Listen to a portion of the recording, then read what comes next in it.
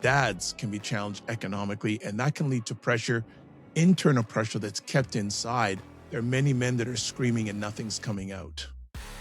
Welcome to the Dad Central Show, the podcast that helps overwhelmed dads conquer stress, build confidence, and become the father their family brags about. Join Drew Solon, a leadership coach and father of 5, and Ed Gow Jr., a fatherhood advocate and contributor to the Good Men Project, as we guide you through the journey of fatherhood. We'll show you how to connect deeply with your family, manage your time and energy better, and master tools to become the dad you want to be. Let's get started. Have you ever snapped at your kids and immediately thought, that's not the dad I want to be, and wondered how you got there? Well, today on Dad Central, we're going to talk about why good dads lose their cool, the real story behind dad anger. And it's an episode that we're not shaming dads, but it's about understanding about what's really going on beneath the anger. So we're really happy to have you here. As always, you're watching Dad Central, a parenting podcast to reduce stress and build confidence in fatherhood. As always, our show is sponsored by DadMentor Plus Care. When DadMentor Plus Care believe care is the best of a man, because when men care for themselves and others, there is a positive impact. Drew, good to have you as always. And what are your thoughts on this subject? Well, thanks, Ed. These conversations are good, but they're also sometimes challenging. This topic in particular, I feel like I've lived it for sure.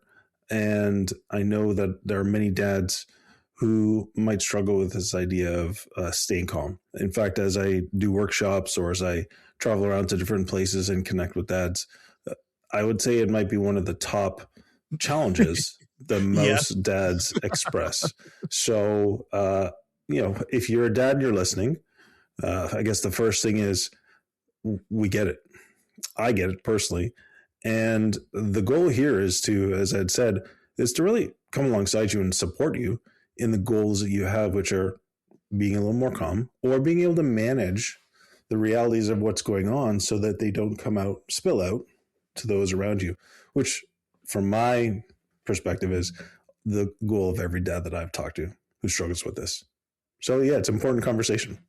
Yeah. And you are reading my alleged mind, because this is one of the top things, not only you, not only myself, but when we have conversations with dad, whether it's together or individually, it's always one of their top challenges. So we hear you, we feel you. So before we get into it, let's hear it out that most dads who lose their cool care deeply about their families, and that anger is often mislabeled as a problem when it's actually a signal.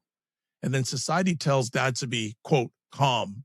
I don't think people love to always be calm, but it really teaches them how. So let's start with the first part here. Doesn't teach them how. So that's what we're going to talk about. Yeah. So we're going to talk about the myth of the angry dad. So go for it. Well, there are, I would say, a lot of unique challenges. And so why are we saying it's the myth of the angry dad is, as I think you mentioned, Ed, that dads really do care. The research we have is clear that dads want to be positively involved in the lives of their children. They want to be connected and they want to see healthy relationships. And really what matters most to dads is helping their children be successful. And so they care, right?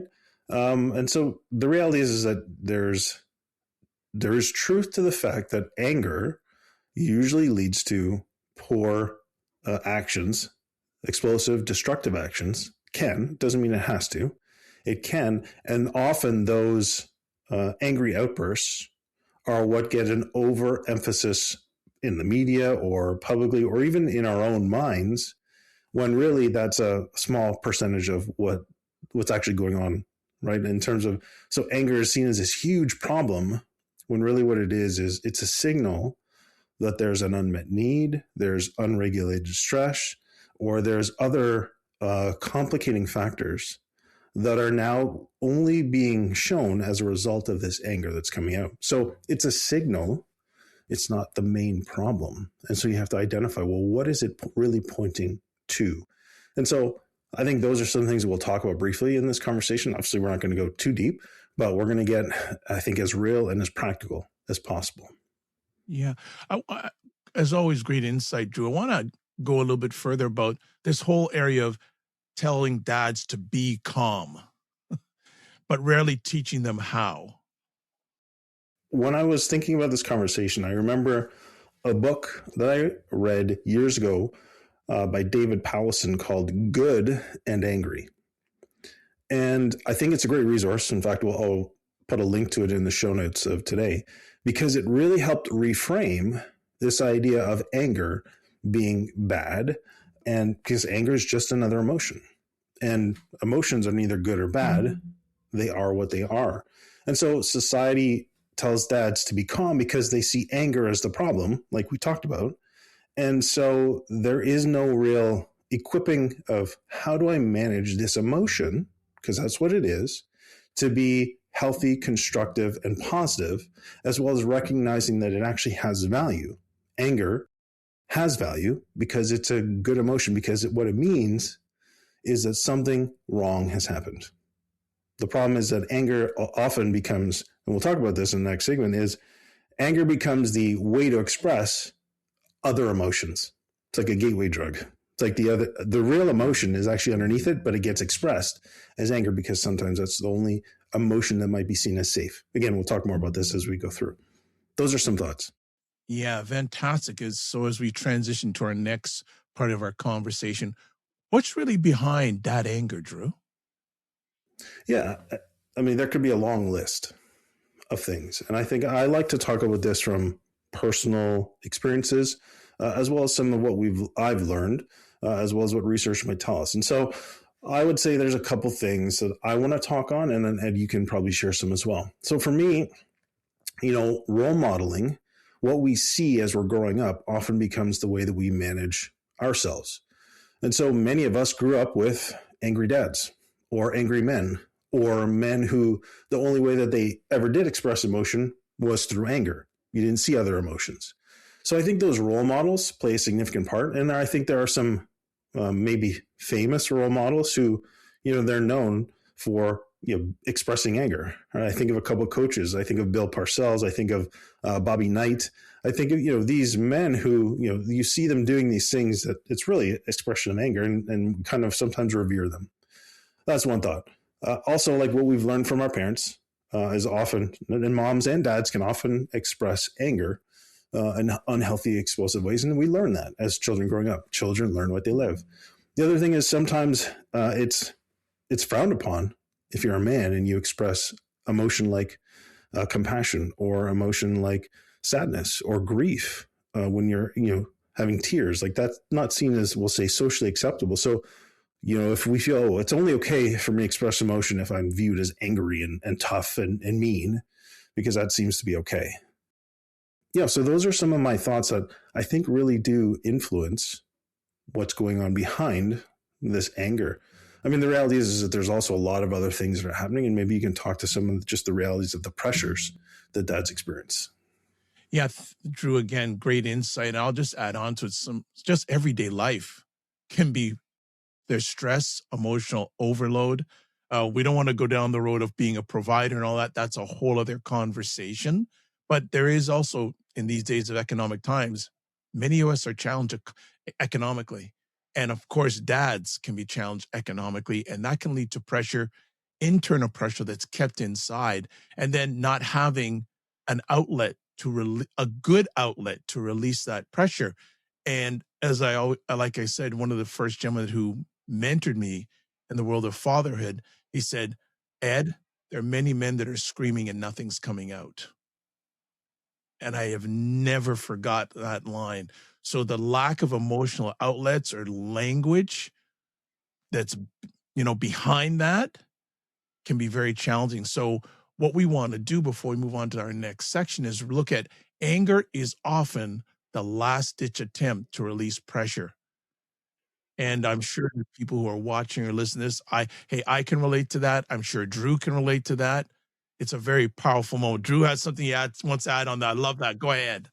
I think this is really important here. And yes, it's often a last ditch effort, many times because we don't actually have the tools to, one, recognize what we're actually feeling, to communicate it in a way that others around us can actually understand and then be able to support us. And that's where I think things fall flat. And that's why we're going to talk about it next. Yeah, I love how you did that, Drew. Providing the tools. That's what we're here for. We're providing the tools to help you not only with areas of angerhood, but areas of fatherhood. Let's move to our next conversation piece. Why it comes out at home. Yeah. Well, I mean, ultimately, home is intended to be that safe place. It's where we often feel we don't have, hopefully, as much pressure to perform, to deliver, to meet expectations other than our own. And so we can feel a little bit safer at home to drop our guard, as well as we feel a little bit maybe safer to just fully be ourselves because we don't have that pressure to perform. The other thing is kids are, I would say, hardwired to trigger those things inside of us that we didn't even realize were there, or we try to pretend and bury and push aside. But those kids absolutely will tap into that. Not necessarily intentionally. It's just I like to say it's the gift of children is to help you with these things that have been locked inside that ultimately you and your family will be better off if they're healed and resolved. So kids trigger those things. And then this is a huge one, I think, for men in particular, but anyone, is that when you feel a loss of control or you feel a real sense of insecurity, it might be hard for dads to maybe admit, but when you feel a loss of control or feel helpless, that fear is often disguised and comes out as anger. And I'll be the first to acknowledge that has absolutely happened for me and sometimes still does. It's just it takes a lot of work to identify it and not have it trigger you, but actually learn how to resolve it. Yeah, that's so good, Drew. And I know that I appreciate, and the listeners and viewers appreciate whenever you can bring some personal insight from your journey of fatherhood, because I know it's helping at least one person out there. So really appreciate that. Before we move on to our next section, just want to say you're not choosing to explode. Your nervous system is overloaded. So no different than, how I put it, the radiator blowing, it's overloaded. So that's what we're putting in, Yeah. You're not choosing to explode. You're overloaded. It's going to come out. It's So let's also, move to our next. Go ahead. It's also, I'll say, pre-programmed if this has been your way of resolving it. So, this is, some of this is maybe neuroscience. The reality is that the more that you behave in a certain way and patterns are laid down in your mind, in your nervous system, the easier and more quickly you'll just kind of do those things, right? They become almost automatic. And so this takes conscious effort and intention to actually make some changes. But it is absolutely crucial, absolutely possible, and something that again, hopefully we give you dads practical ways to do this. So your nervous system is absolutely overloaded, but it's also sometimes on autopilot. You got to snap it out of autopilot. All right. So let's close it down with what good dads can do differently. What can they do differently, Drew? Yeah, I think the number one thing is awareness, right? It's identifying what's going on inside of me in reaction or to the stimulus that I'm experiencing. It could be work pressures. It could be internal conflicts. It could be relational conflicts. And then what's happening inside your body. Men often carry stress, we'll say, in their midsection sort of torso area, or sometimes maybe you carry it in your neck. Either way, what's going on in your body? Where are you feeling tension? Where are you feeling stress? Where are you feeling, these sensations that are kind of taking you out of a place of more peace or calm? So I think that is number one. And so simple breathing is the most powerful. Like you talked about this routine when the dad would come home from work and he'd just go straight home. Take 5 minutes in the car, do some breathing, calm your thoughts, and then sort of pay attention. What's going on? What was stressful about my day today? Where do I feel off? And then from that awareness, you can begin to change your thoughts. And that's really important. So there's this idea also of replacing suppression. We kind of stuff it down. We got it. Well, it's okay. I can handle it. Just move on to the next thing. But you want to replace this idea of suppression with actual release. The more that you feel a feeling or process an emotion, the less it has control over you. And the less it can be bottled up, like that pop bottle analogy where, you just shake it, and the pressure builds up until eventually it explodes. You don't want that. You want slow releases. So movement, exercise, right? Breathing, we talked about.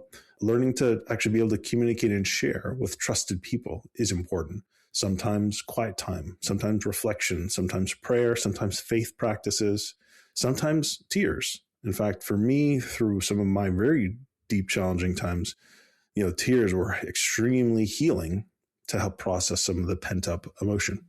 So, and then naming emotions is, I think, important as opposed to fighting them.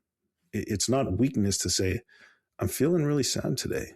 I may not know why, but it's okay to acknowledge it because it's just an emotion. Feeling is just a feeling. It's not in control of you, right? The problem is we allow them to control when we don't name them. I think there's a fun saying that in order to, you have to name it to tame it. Love that. Easy to remember. And Ed, you can finish off with the last point we want to talk about here because this is so crucial. Model repair, not perfection with your kids. I can't, that is so strong.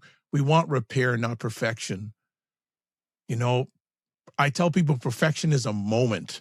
And then 1 second later, it's all back to craziness, but we want to model the repair. And I think the modeling repair is even so valuable because you're working with your kids.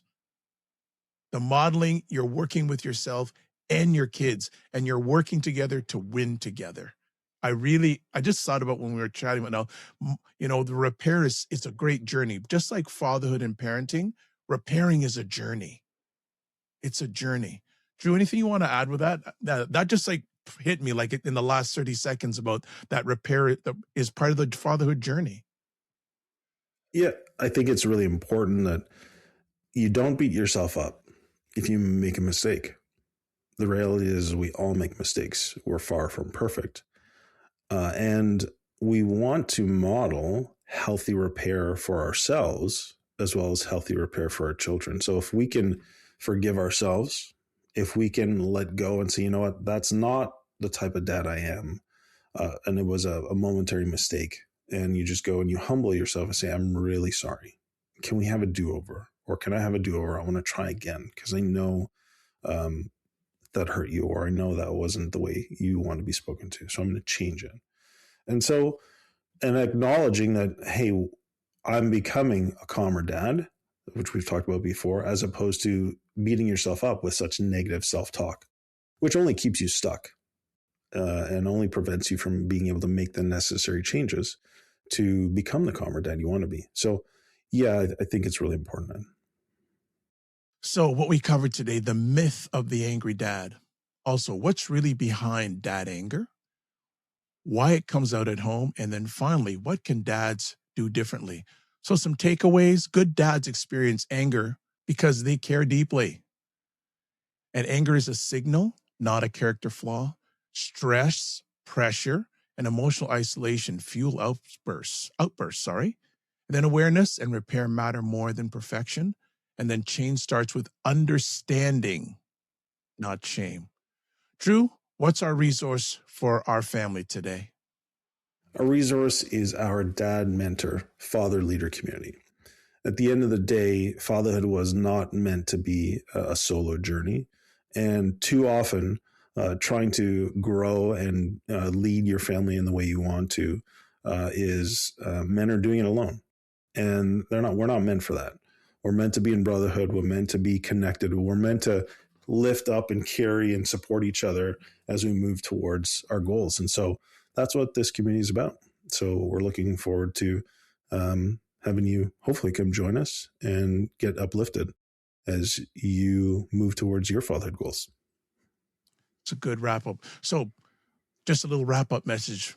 Being a good dad isn't about never losing your cool. It's about taking responsibility, repairing when needed, and learning what your anger is trying to tell you. So I have a challenge for all our family out there. What would change if you stop yelling? What would you change if you stopped seeing your anger as a failure and started seeing it as feedback? Good question. Good question. All right. As always, wherever you're watching this, are you subscribed to our show? If not, why not? Why not? So hit that subscribe button, whether it's on our YouTube channel, whether it's on our podcast. And also, too, we'd love to answer your questions about fatherhood during our shows. So email your questions to podcast@dadcentral.ca. So as always, I'd like to say thank you so much for doing this, for listening and taking the most valuable thing in your life, your time to spend with us. As always, don't just manage your time, manage your energy, and remember to give yourself grace. Be well.